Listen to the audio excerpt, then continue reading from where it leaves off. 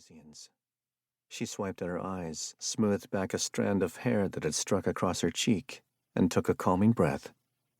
This was her life now.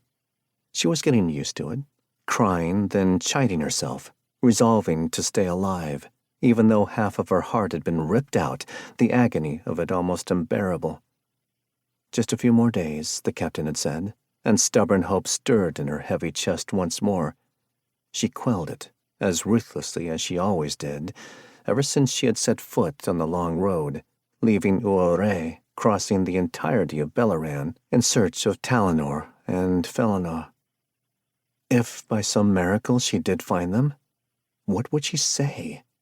What would she feel? Could she ever look them in the eye, tell them that she'd love them beyond life, even though the sight of them would conjure torment, be a constant reminder of the tragedy they had all endured? How could she ever separate the love she held for them from the agony of their loss? She didn't know if she could. All she did know was that Talinor needed her, and so, wherever he was, so would she be. No matter, it would tear her to pieces. Flesh struck flesh, the smack echoing around the large underground hall. The ropes that held Ezra's arms aloft wavered from the force of the blow, their brittle fibers chafing his wrists. He splayed his fingers, all of them except one which was stiff, the angle of it wrong. He closed his eyes, waited for the sting to subside, but instead a sharp blow to the gut drove all the breath from his lungs. He was suddenly free of his constraints, and he crumpled to the floor, waiting for the moment his lungs would function again, trying not to panic when they didn't.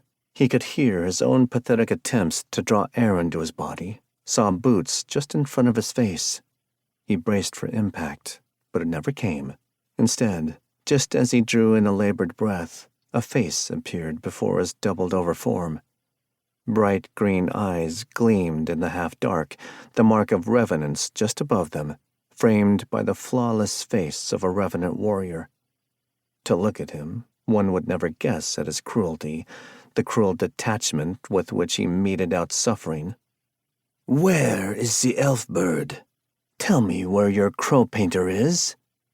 The voice seemed almost whimsical, like a kindly teacher, and Ezra lifted his heavy head, blinking in a futile attempt to clear his blurry vision. "I don't know." The beautiful face was gone, and in its place, a black object hurtled towards him until it blocked his vision and pain exploded in his head. Some time later, he slowly opened his eyes and took a moment to orient himself. The ropes were still hanging overhead, no longer swaying but utterly still. There was no soft breathing at his side, no footsteps, no soft laughter or taunting words. All he could hear was the soothing sound of dripping water, its echo high above him.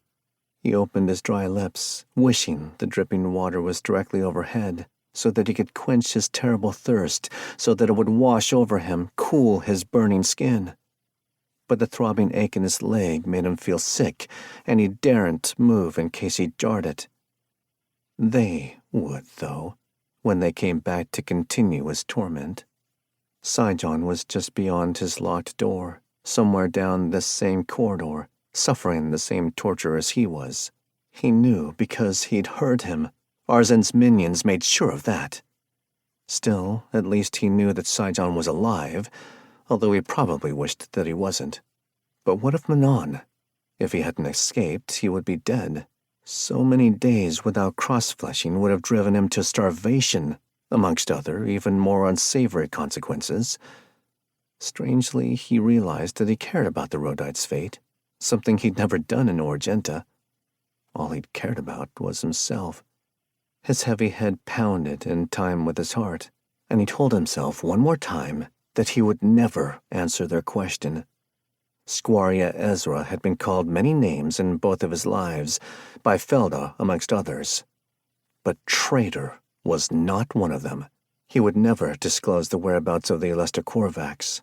To do so would be to doom the Order of Shirán to oblivion, earn himself the wrath of gods.